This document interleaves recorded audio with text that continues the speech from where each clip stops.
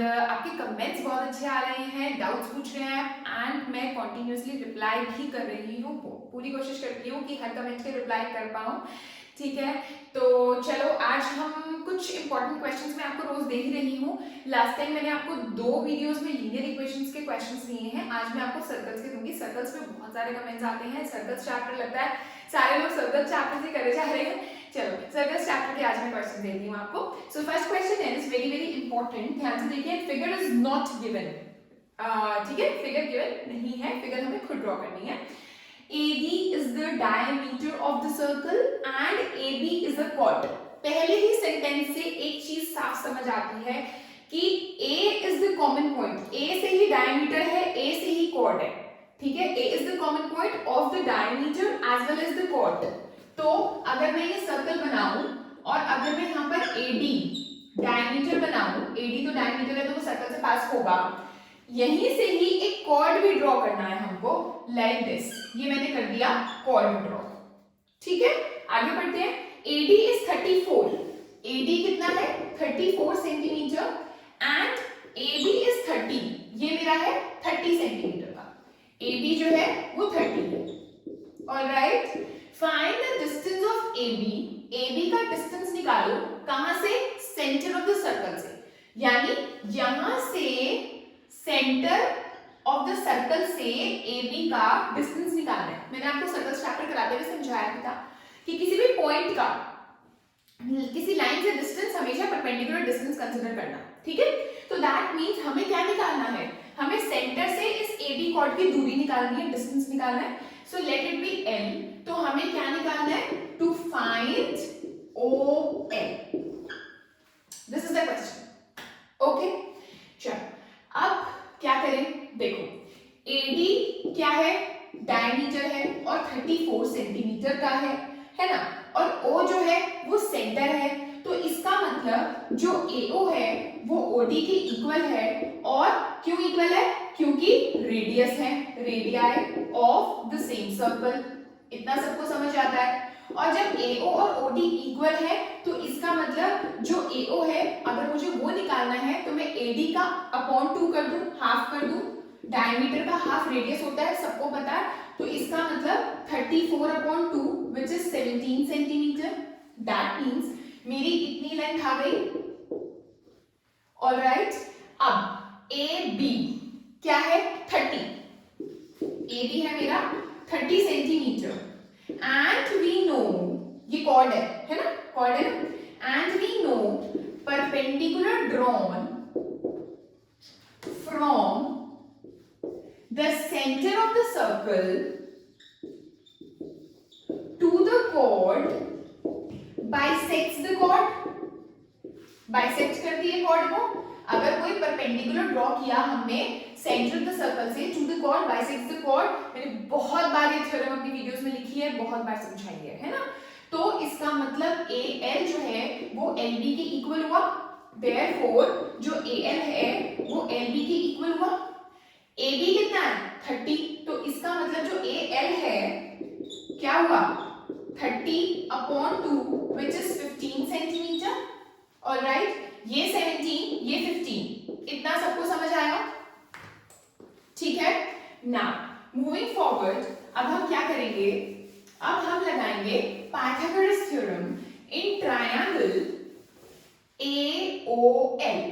In triangle AOL by applying Pythagoras हम OL find out कर सकते हैं वेरी इजीली। तो मेन क्या चीज थी इसमें कि इसका हाफ करो AO आ जाएगा, इसका हाफ करो AL आ जाएगा। And now we can apply Pythagoras theorem. कैसे? अब देखो हाइपोटेन्यूज कौन सी है?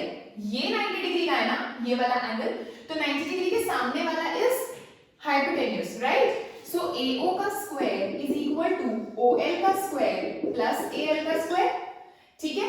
AO का स्क्वायर इज व्हाट? 17 का square is equal to OL का स्क्वायर प्लस 15 का square. 289 is the 17 is the square of 17, OL का square plus 225, okay।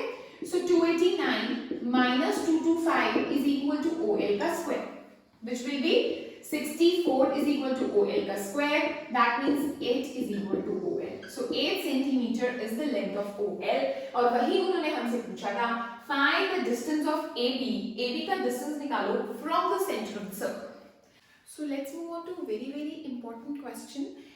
Next question is ABCD is a cyclic quadrilateral. इसमें आपको figure given आएगी, ये एक cyclic quadrilateral है, ठीक है, in which AB is extended till F. ये जो AB है इसको extend कर दिया गया है F तक, and BE is parallel to DC, which is very important to understand कि ये जो BE है वो DC के parallel है. Angle FBE is equal to 20 degree, ये मेरा 20 डिग्री है. एंगल DAB मेरा 95 डिग्री है. हमको निकालना है ABC, हमको ये वाला एंगल निकालना है, ठीक है.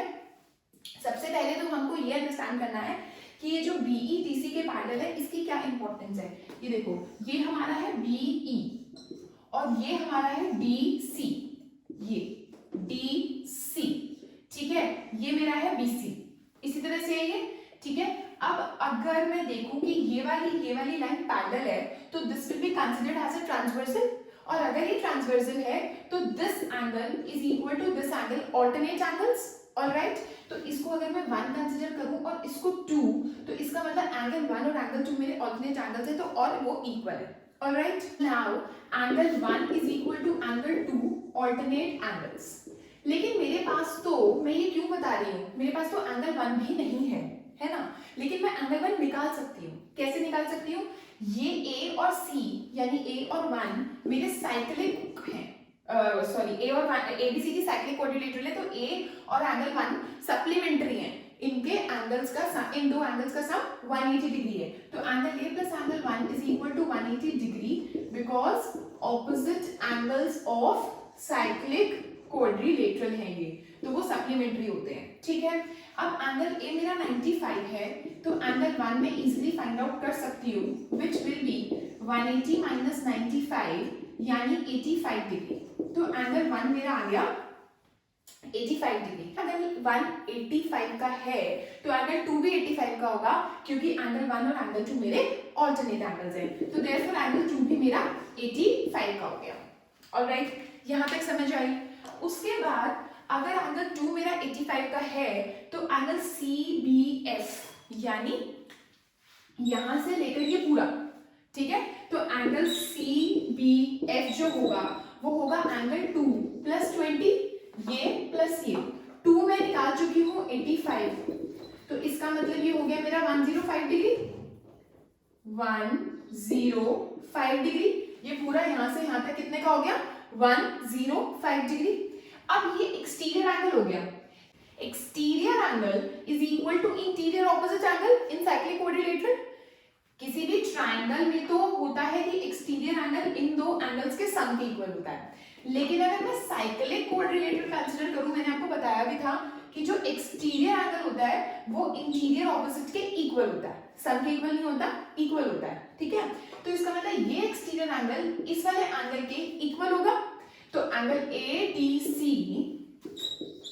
will be equal to angle CBF, ये वाला angle, y exterior angle of cyclic quadrilateral is equal to interior opposite angle. So angle ADC यानी ये वाला angle will be equal to 105 degree. In case अगर आपको ये चीज नहीं याद आती वहां पर, तो एक और चीज हो सकती है. अगर ये 105 है तो आप ये निकाल सकते हो लीनियर पेयर से, ठीक है, और अगर ये आ गया तो इसका और इसका सम भी तो 180 है. क्यों? क्योंकि ABCD साइक्लिक है.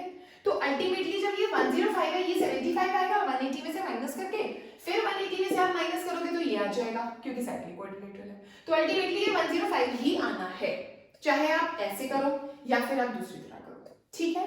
So these two questions were very important for exam point of view. ठीक है, तो आज मैंने आपको 2 questions दिए सर्कल्स चैप्टर के. Okay, so thank you so much. मिलते हैं नेक्स्ट वीडियो में कुछ नए questions के साथ. ओके.